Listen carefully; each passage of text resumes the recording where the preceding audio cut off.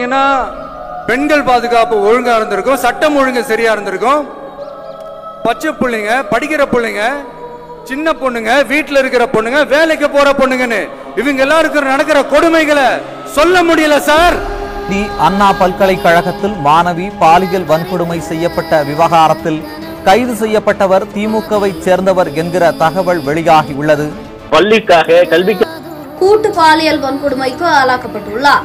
பாலியல் வன்கொடுமை செய்த 3 பேரை போலீசார் கிருமி மற்றும் 16 வயது சிறுமி ஆகியோருடன் கொடுங்கையூர்